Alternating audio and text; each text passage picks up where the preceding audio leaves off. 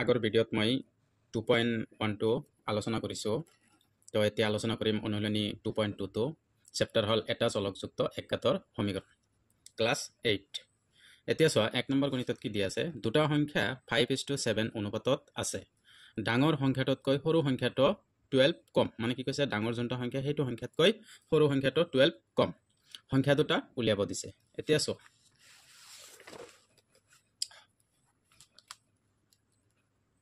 1 number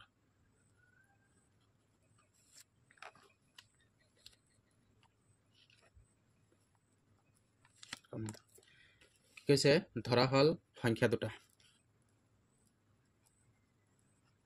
ধৰা হ'ল সংখ্যা দুটা কি কি ধৰিম, যেহেতু 5:7 দিয়া আছে তো 5x আৰু 7x ধৰিলো। এতিয়া প্ৰশ্নমতে কি কৈছে, প্ৰশ্নমতে কৈছে যে ডাঙৰ সংখ্যাটোতকৈ সৰু সংখ্যাটো 12 কম।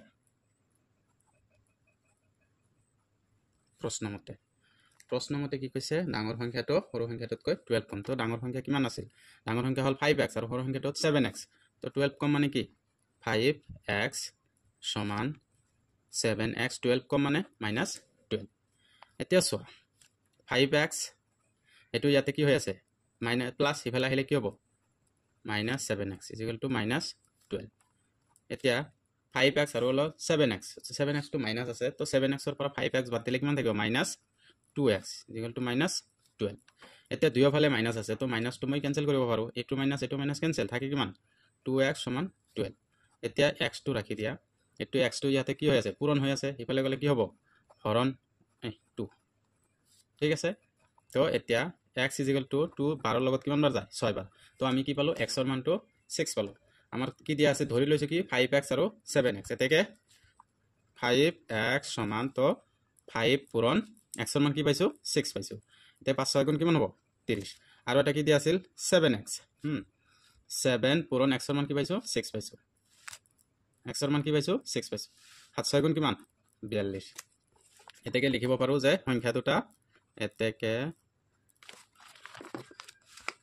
এতেকে সংখ্যা দুটা হ'ব, যেহেতু আমাৰ সংখ্যা দুটা উলিয়াব দিছে, সংখ্যা দুটা হ'ব কিমান, এটা পালো 30 আৰু এটা পালো 42।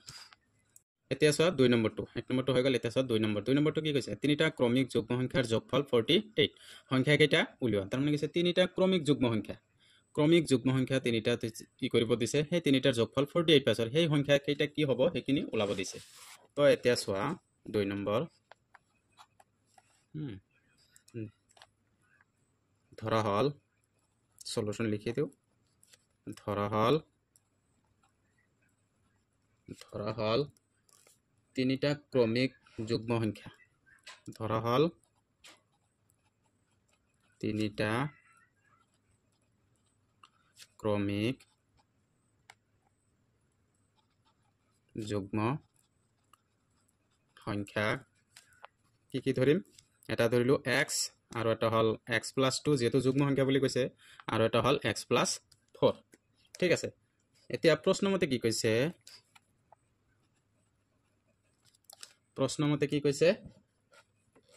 যে সংখ্যা কেইটাৰ যোগফল কিমান, এই সংখ্যা কেইটা কি কৰিব দিছে যোগ কৰিব দিছে। যোগফল কিমান 48। তো সংখ্যা কেইটা যোগ কৰি দিয়া, x+2 + x+4 সংখ্যা কেইটা মই যোগ কৰিলো। এতিয়া ব্ৰেকেট দি, প্ৰথমত মই ব্ৰেকেট দি বুজাই আছো। এতিয়া হৈ গ'ল কিমান, যোগফল কিমান দিছে 48 বুলি কৈছে। এতিয়া চোৱা যোগ কৰিম, x প্লাছ এইটো x ব্ৰেকেট উঠাই দিলো 2, আৰু ইয়াতে ব্ৰেকেট উঠাই দিলে x+4 = 48। এতিয়া x খিনি যোগ কৰি দিয়া, এইটো x এইটো x এইটো x, তিনিটা x আছে, তো 3x, আৰু x ৰ বাহিৰত কেইটা আছে 2 আৰু 4, কিমান হ'ব 6 হ'ব = 48। এতিয়া 3x, এইটো 6 টো ইয়াতে প্লাস হৈ আছে, ইফালে গ'লে কি হ'ব মাইনাস হ'ব, মাইনাস দিলো। এতিয়া 3x 48 ৰ পৰা 6 গ'লে কিমান থাকিব 42। এতিয়া x ৰ লগত 3 পূৰণ হৈ আছে, ইফালে গ'লে হৰণ হ'ব, x ৰ মান ওলাব লাগে আগত, তো 42। তো 3 42 লগত কিমান বাৰ যাব 14 বাৰ যাব। এতিয়া আমি কি পালো x = 14 পাইছো। এতিয়া প্ৰথমত কি ধৰিছিলো, এতিয়াকে কি কৰিম, x = কিমান পাইছো x is equal to 14 ঠিক আছে আৰু এটা ধৰিছো কি x plus 2 x plus 2 কি তুমি এতে কি x ৰ মান আমি 14 পাইছো আৰু plus 2 এত ইকুয়াল টু কিমান হ'ব 16 আৰু এটা কি ধৰিছো x plus 4 এতিয়া চোৱা 14x plus 4 is equal to কিমান হ'ব 14 ৰ লগত 4 যোগ কৰিলে 18 হ'ব 18 এতেকে নিৰ্ণয় কি কৈছে কি ওলাব দিছিল সংখ্যা কেইটা উলিয়াই এতেকে সংখ্যা কেইটা হল সংখ্যা কেইটা হল কি পাইছো এটা 14 পাইছো আৰু এটা 16 পাইছো আৰু এটা 18 পাইছো দুই নম্বৰটো হল এতিয়া চোৱা 3 নম্বৰ যদি একক দশক হাজাৰ 17500 টকা তিনিজন মানুহক কি কৈছে যদি 17500 টকা তিনিজন মানুহক 1:2:2 আৰু 4:1 অনুপাতত ভগাই দিয়া হয় তেন্তে প্ৰত্যেককে কিমানকৈ টকা পালে তাৰ মানে কি কৈছে এইখিনি টকা 1:2:2 আৰু 4:1 অনুপাতত যদি ভগাই দিও তেনহলে প্ৰত্যেককে কিমানকে পইচা পাব এখিনি মই উলাব লাগে এতিয়া চোৱা 3 নম্বৰ সলিউশন কি কৈছে কিমানকে উলাব দিছে 17500 টকা 1:2:2 আৰু 4:1 অনুপাতত ভগাই দিয়া হৈছে তাৰ মানে কি কৰিম মই প্ৰথমত x লম তাৰ পিছত 2x লম তাৰ পিছত 3x লম ধৰা হল প্ৰত্যেকে পোৱা টকাৰ পৰিমাণ কি কৈছে প্ৰত্যেকে পোৱা টকাৰ পৰিমাণ কি কৰিম x আৰু এটা কিমান আছে 2x আৰু এটা হৈছে 4x ঠিক আছে এতিয়া চোৱা প্ৰশ্নমতে কি কৈছে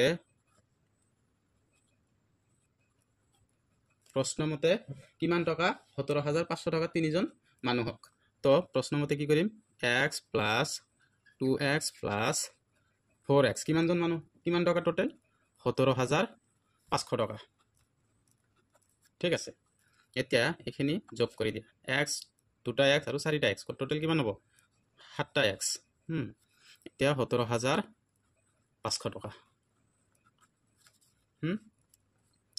এতিয়া 7 টো ইয়াৰ লগত পূৰণ হৈ আছে x টো ৰাখি দিয়া 7 টো ইয়াৰ লগত হৰণ হৈ যাব ইমান টকা হৰণ কৰি দিয়া ইয়াতে সাইডত মই কৰি দি আছো 7 17500 তো 7 17 লগত প্ৰথমত কিমান বাৰ যাব দুইবাৰ যাব 14 হাতৰ পৰা 4 গলে 3 একৰ পৰা গলে 0 নালাগে 35 এতিয়া হাতৰ 35 ৰ মাজত কিমান বাৰ যাব 5 বাৰ যাব 35 আৰু দুটা শূন্য বেছি আছে দুটা শূন্য ওপৰত দি দিয়া হৈ গল কিমান হল টোটাল 2500 টকা এতিয়া চোৱা প্ৰথমত মই কি ধৰিলো x ধৰিছো 2 ধৰিছো আৰু 4 ধৰিছো এতেকে প্ৰথম ব্যক্তিয়ে কিমান পালে x পালে হা এতেকে প্ৰত্যেকে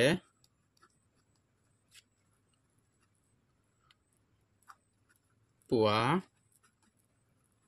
টকাৰ পৰিমাণ হ'ব ঠিক আছে হ'ব কিমান প্ৰথমত x ধৰিছো যেহেতু x কিমান পাইছে 2500 টকা এতিয়া তাৰ পিছত কি ধৰিছো 2x তো 2 লগত কিমান পূৰণ 2500 পূৰণ কৰি দিয়া 2500 লগত কিমান হ'ব 5000 টকা ঠিক আছে তাৰ পিছত কি ধৰিছো 4x তো 4 পূৰণ 2500 x ৰ মান 2500 পাইছো ইমান টকা তো 4 2500 লগত পূৰণ কৰিলে কিমান হ'ব 100 আৰু দুটা শূন্য কিমান হ'ব 10000 টকা